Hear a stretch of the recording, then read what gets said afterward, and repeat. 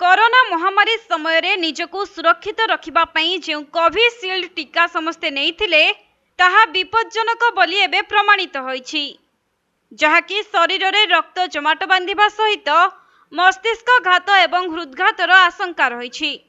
तेबे Oxford AstraZeneca Covid टीका को नेई एभली किछि बड़ खुलासा होईछि, जेपरिकि कोविशील्ड टीकारु विरल साइड इफेक्ट देखा देउछि। एहाको प्रस्तुत करिथिबा ब्रिटिश फार्मा कंपनी एस्ट्राजेनेका एने ब्रिटेन हाईकोर्ट रे स्वीकार करिछि जे एहार कोविड टीका रे विरल पार्श्व प्रतिक्रिया रहिछि।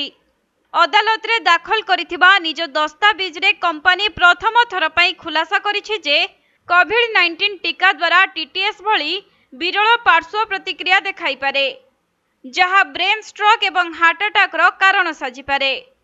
तेबे फार्मा कंपनी एस्ट्राजेनेका निज टीका को अनेक देश रे कोविशील्ड एवं वैक्सजेवियर ब्रांड नाम रे बिक्री करिथिला, जहाकि कोरोना भूताणुरु सुरक्षा निमंते भारत रे बहुल भावे कोविशील्ड टीका व्यवहृत होइथिला, किंतु एबे एथिरे टीटीएस पार्श्व प्रतिक्रिया थिबा नै जणा पड़िछि।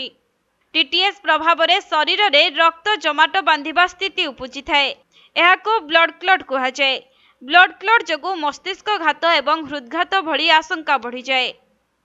सूचनायोग्य जे जेमी स्कॉट नामक जने व्यक्ति एही घटना रे ब्रिटेन हाईकोर्ट को द्वारस्थ होइथिले। एस्ट्राजेनेकार कोविड टीका नेबा परे से ब्रेन डैमेज रो शिकार होइथिबा कहिथिले। एहा छडा अन्य केतेक लोक मध्य अदालत रे एहाकु नै अभियोग करिथिले। तेबे टीका नेबा परे सेमाने पार्श्व प्रतिक्रिया शिकार होइथिबा कहिथिले। आउ वर्तमान सेमाने एहाकु नै कंपनी एस्ट्राजेनेका ठारू क्षतिपूरण दाबी करिसेंती। अन्यपटे कोरोना महामारी बेले ब्रिटेन रो ऑक्सफोर्ड यूनिवर्सिटी सह चुक्ति करी एस्ट्राजेनेका कोविड टीका विकसित करिथिला। क्लिनिकल टेस्ट रु सफलता मिलिबा परे एहा भारत समेत विभिन्न देश को जोगाई दिया जाइथिला। तेबे भारत रे पुणे भित्तिक सीरम इंस्टीट्यूट ऑफ इंडिया सह चुक्ति द्वारा देश रे टीका उत्पादन करिथिला एस्ट्राजेनेका। आउ भारत रे कोविशील्ड टीका नाम रे एहा बाजार रे प्रवेश करिथिला। तेबे देश रे एही टीकार मोट 174 कोटी रु अधिक डोज दिया जाइछि।